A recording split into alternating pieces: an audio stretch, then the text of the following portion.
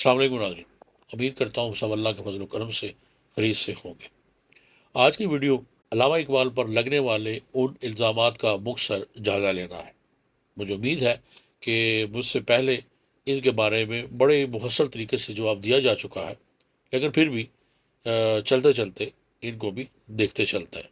ہندو نے آپ کو بہت سب مسلم قوم پرست کہا، اور مسلمانوں نے انگریزوں کا حامی اور کافر کہا۔ شاید اسی لیے آپ نے اپنے بارے میں کہا تھا کہ زاہد تنگ نظر نے مجھے کافر جانا، اور کافر یہ سمجھتا ہے مسلمان ہوں میں۔ اور پھر آپ نے کہا کہ اپنے بھی خفا مجھ سے، بیگانے بھی ناخوش، میں زہر حلال کو کبھی کہہ نہ سکا کن۔ آپ پر شراب نوشی کے ساتھ ایاز کہا گیا، اور ایک من گڑھ قصہ بھی مشہور کیا گیا کہ ایام جوانی میں آپ ایک طوائف کے قتل کے مرتکب ہوئے۔ لیکن میرے نزدیک جو آپ پر سب سے بڑا الزام لگایا گیا وہ یہ تھا کہ آپ کچھ عرصہ کے لیے قادیانی ہو گئے تھے، معاذ اللہ۔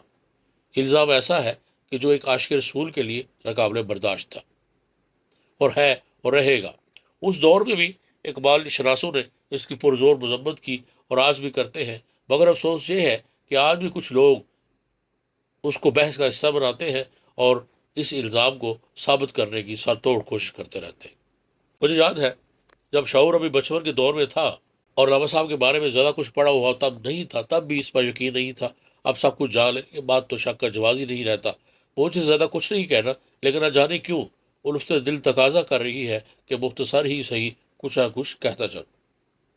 پہلے دیکھتے یہ ہے کہ آخر وہ کون سے لوگ تھے، اور وہ کس جماعت اور کس طبقہ کے سے تعلق رکھتے تھے جنہوں نے آپ پر الزام تراشی کا سلسلہ شروع کیا، اور اس کی ابتدا کہاں سے شروع ہوئی۔ سب جانتے ہیں علامہ اقبال ایک ایسی ہستی تھے جنہوں نے جو کیا اپنے بل بوتے پر کیا، جوان عمری میں وہ شہرت حاصل کی جو شاید طویل عمری میں بھی نصیب نہیں ہوتی۔ ایسی ہستیاں اکثر جاننے والوں کے لیے حسد کا سبب بن جاتی ہیں۔ بس جوں جوں آپ کے عقیدت مند اور آپ سے محبت کرنے والے بڑھتے گئے، آپ کے مخالفین میں بھی اضافہ ہوتا گیا۔ آپ کے مخالفین میں پہلا گروہ دہلی اور لکھنؤ کے اہل زبان تھے۔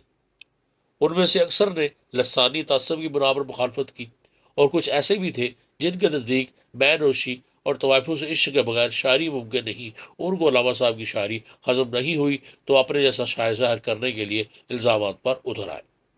دوسرا گروہ جو رفتہ رفتہ تعداد میں بڑھتا چلا گیا وہ کم علم اور تنگ نظر علماء حضرات کا تھا۔ اس دور میں جو کوئی بھی وقت کے جدید تقاضوں کے مطابق علم و کلام یا فقہ کی تعبیر کا ذکر چھیڑتا اس کو بدعتی اور مغرب زدہ قرار دیا جاتا۔ چونکہ علامہ اقبال اپنی ملی شاعری میں ایسے لوگوں کو نشانہ بناتے رہتے تھے، اس دور میں اور بھی کئی معاملات پر علامہ اقبال ان علماء اکرام سے اختلاف رکھتے تھے۔ ایسے میں جب سلطان ابن سعود کے سلسلے میں ہندوستان کے علماء دو گروپوں میں گئے تو اس دور میں آپ نے سلطان ابن سعود کی حمایت میں بیان دے دیا، پر پس پھر کیا تھا؟ علماء حضرات تو پہلے ہی آپ پر خار کھائے بیٹھے تھے۔ نتیجہ یہ ہوا کہ مولوی محمد ابو محمد دیدار علی خطیب مسجد وزیر خان لاہور نے آپ پر کفر کا فتویٰ جاری کر دیا۔ اس فتوے پر ملک بھر میں ہنگامہ مچ گیا۔ مولوی صاحب کی ہر طرف سے مخالفت ہوئی۔ مولانا سید سلمان ندوی صاحب نے فتوے پر تبصرہ کرتے ہوئے کہا کہ مسلمانوں کے تمام طبقات، عالمی اور عامی، قدیم، تعلیم یافتہ اور جدید پڑھے ہوئے لوگ علامہ اقبال کو نہایت مخلص مسلمان اور عاشق رسول، درد مند ملت، حامی دین اسلام تسلیم کرتے ہیں۔ اور اگر علماء کے نزدیک اقبال جیسا مسلمان بھی کافر ہے تو پھر مسلمان کون ہے؟ بہرحال کچھ مخصوص ذہن رکھنے والے لوگوں کا آپ سے تنازع کبھی ختم نہ ہوا۔ کچھ لوگ جو آپ کی زندگی میں آپ کے دلائل سے قائل ہو گئے تھے، وہ آپ کی وفات کے بعد پھر پرانی روش پر آ گئے اور اپنی مخالفت جاری رکھی۔ آپ کی مخالفت میں تیسرا گروہ احمدیوں یا قادیانیوں کا تھا۔ علامہ اقبال جب یورپ سے واپس آئے تو پنجاب میں قادیانیوں کو بہت مشہور تھا۔ آپ نے قادیانی تحریک کا مطالعہ کیا اور شروع میں کھل کر بیزاری کے اظہار نہیں کیا، جیسا کہ بعد میں آپ نے نظم اور نثر کے ذریعے کیا۔ قادیانیوں کی شروع سے کوشش رہی کہ کسی طرح اقبال کو پھانسا جائے، لیکن جب وہ اپنی کوشش میں کامیاب نہ ہوئے تو آپ کے بارے میں اخبار میں یہ افواہ اڑائی گئی کہ آپ نے ایک قادیانی لڑکی سے شادی کر لی ہے۔ اس کے بعد آپ نے اس قادیانی تحریک سے کھل کر بیزاری کا اظہار کیا اور یہ ثابت کر دیا کہ عقیدہ اسلام کے منافی ہے، اور ان کو ملت اسلامیہ سے خارج گردانا، اور انگریز حکومت سے اپیل کی کہ ان کو الگ اقلیت قرار دیا جائے۔ اس طرح قادیانی علامہ اقبال کے سخت دشمن ہو گئے اور انہوں نے آپ کی کردار کشی شروع کر دی۔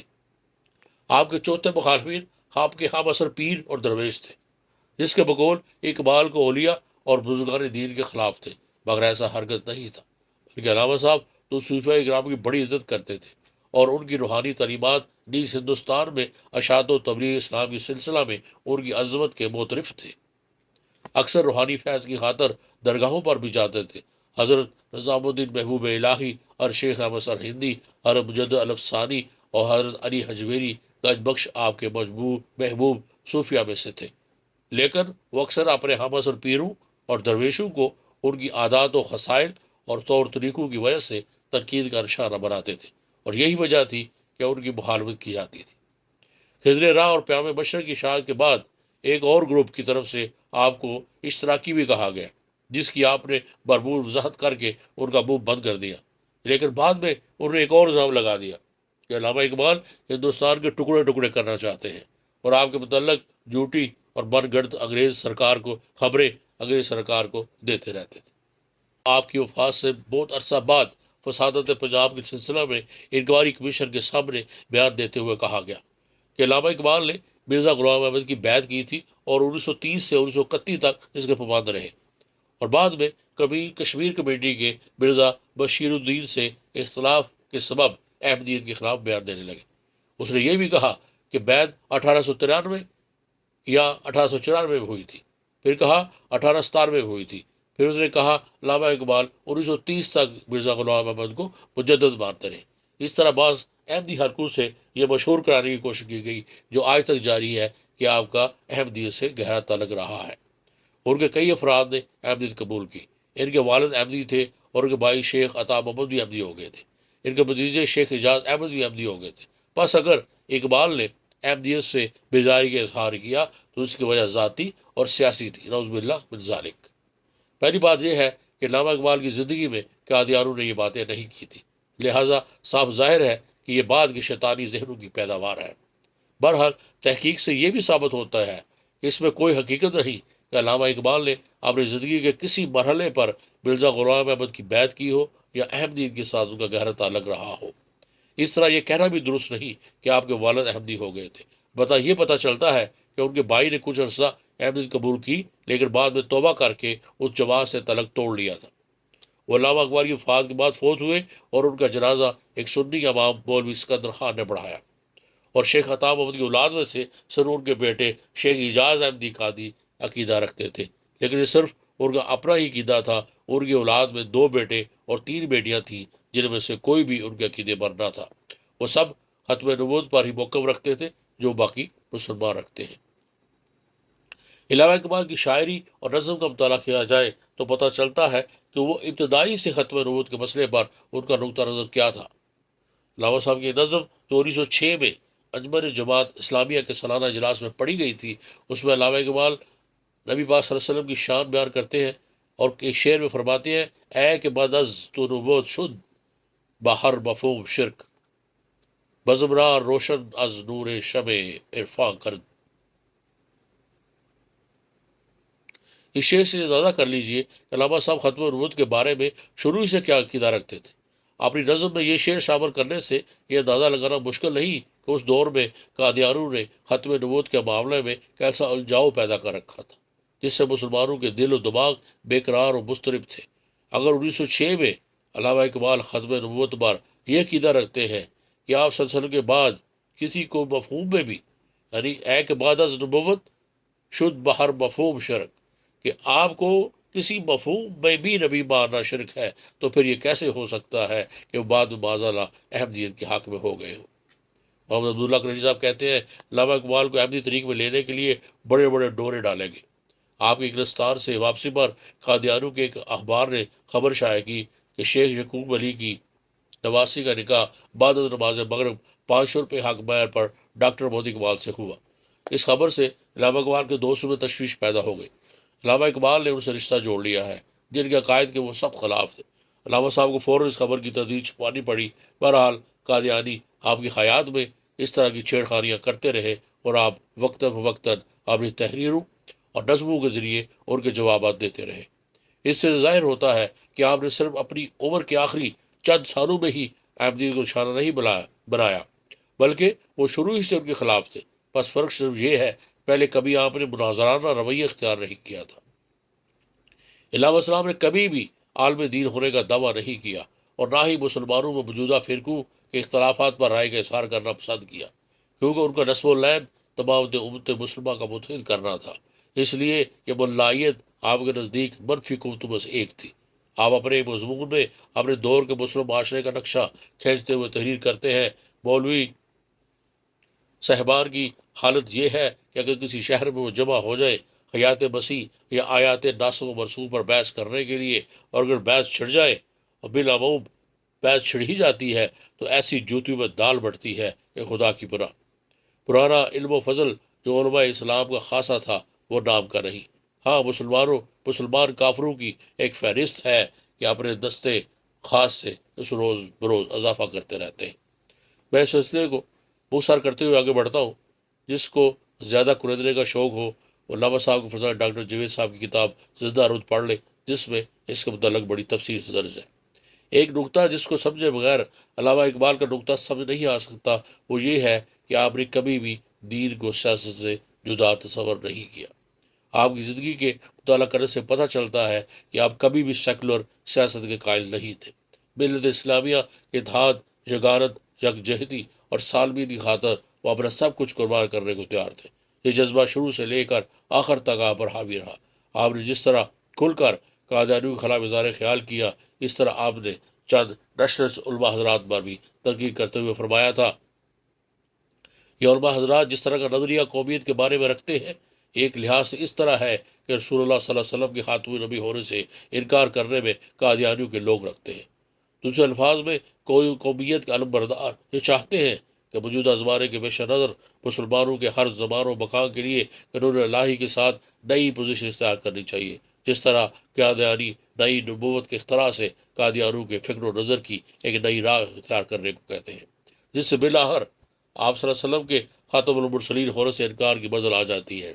بظاہر قومیت کا یہ نظریہ ایک سیاسی نظریہ ہے، اور آپ کے خاتم نبیین ہونے سے انکار دینی معاملہ، لیکن دونوں کے درمیان ایک گہرا داخلی تعلق ہے، جس کے واضح طور پر اس وقت پیش کیا جا سکے گا جب کوئی خدا داد بصیرت سے بیراور مسلمان مورخ ہندوستانی مسلمانوں کی تاریخ مرتب کرے گا۔ اس میں بعض جاندار فرقوں کے مذہبی فکر کو خاص طور پر پیش کرے گا۔ آپ پر بیروشی کا الزام کے بھی لوگ منہ پھاڑ کر لگاتے ہیں۔ تحقیق کے باوجود ایسی شاد نہیں ملتی جس سے یہ الزام ثابت ہو۔ لاہور میں طالب علمی کے عہد میں غلام بیگ نیرنگ صاحب نے آپ کے خیرات قلم بند کیے۔ ان میں شراب نوشی کا کہیں ذکر نہیں ملتا۔ اپنے 5 سالہ دور ملازمت سے تعلق سید تقی شاہ، سر عبد القادر اور محمد دین فوق صاحب کے بیانات، تحریروں میں آپ کے بے نوشی کا ذکر نہیں ملتا۔ کیا میں یورپ کے دوران سر عبد القادر اور عطیہ فیضی کا آپ سے خاص میل جول رہا، اور آپ کے فرزند جے اقبال لکھتے ہیں کہ میرا عطیہ فیضی صاحبہ سے ان کی وفات تک رابطہ رہا۔ میرا استفسار پر انہوں نے بتایا کہ انہوں نے یورپ میں کسی موقع پر بھی اقبال کو شراب پیتے نہیں دیکھا۔ یورپ سے واپسی پر مولوی دین اور نواب سر ذوالفقار علی خان، مرزا جلال الدین، جو علامہ اقبال کے بے تکلف دوستوں میں سے تھے، انہوں نے اپنی تحریروں میں کہیں بھی آپ کی بینوشی کا ذکر نہیں کیا۔ آپ کے ایک دوست سردار امراؤ سنگھ شیر بھی تحریر کرتے ہیں کہ اقبال نے ان کے سامنے کبھی شراب نہیں پی۔ 1912 میں آپ کیبل پور گئے، آپ کے ساتھ وکیل دوست نے دعوت کی تھی، وہاں چند مہمان انگریز بھی تھے، جس کے لیے شراب کا بندوبست کیا گیا۔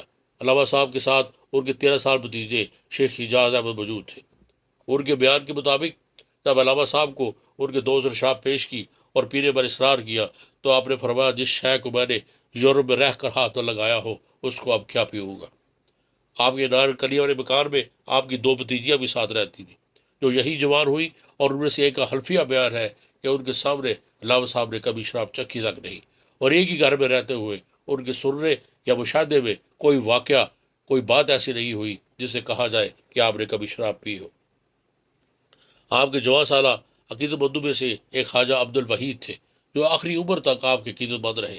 وہ ذکر کرتے ہیں کہ انہیں اقبال کو 30 سال حقہ پیتے تو دیکھا، لیکن یہ نہیں سنا کہ انہوں نے کبھی شراب کو ہاتھ لگایا ہو۔ اس سلسلے میں ایک واقعہ جوید اقبال صاحب بیان کرتے ہیں کہ ایک دن کوئی سکھ آپ سے ملنے کے لیے آیا۔ اس وقت علامہ صاحب کے پاس ایک عرب قاری بھی بیٹھے ہوئے تھے جو انہیں عمر کے آخری ایام میں قرآن مجید خوش الہانی سے پڑھ کر سنایا کرتے تھے۔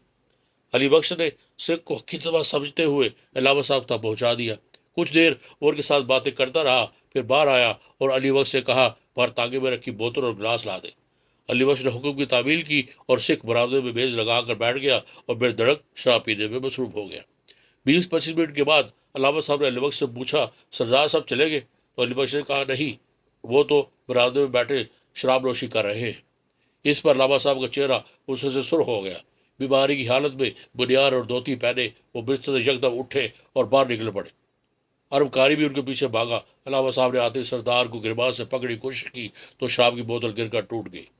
گھر میں شور سن کر میں بھی دوڑتے ہوئے موقع پر پہنچ گیا۔ سکھ انہیں انتہائی غصے میں دیکھ کر بھاگ کھڑا ہوا اور تانگے میں سوار ہو کر فرار ہو گیا، لیکن علامہ صاحب غصے سے کانپ رہے تھے اور عرب کاری نے انہیں تھام رکھا تھا۔ بہر زندگی میں پہلی بار علی بخش کو جھڑکیاں پڑھتے سنا۔ برآمدے کے فرش کو اس وقت دلوایا گیا اور علامہ صاحب نے علی بخش سے 2-3 روز تک بات نہیں کی، بلکہ اسے آپ کے سامنے آنے کی اجازت نہیں تھی۔ پھر چودھری محمد حسین کی کوششوں سے معافی ملی۔ آپ کے متعلق یہ الزام کہ ایام جوانی میں ایک طوائف کے قتل کے بھی مرتکب ہوئے، یہ تو کسی کم عقل اور آپ کے بارے میں نہ جاننے والے کی اصطلاح ہے اور کچھ نہیں، لہذا اس کے بارے میں کچھ کہنا ہی فضول ہے۔ ویسے بھی جنہوں نے علامہ اقبال پر الزامات لگائے وہ آج بے نام و نشان ہے، اور اگر ان کا کہیں ذکر ملتا بھی ہے تو صرف اس حوالے سے کہ انہوں نے علامہ اقبال پر الزام لگایا تھا یا آپ کی مخالفت کی۔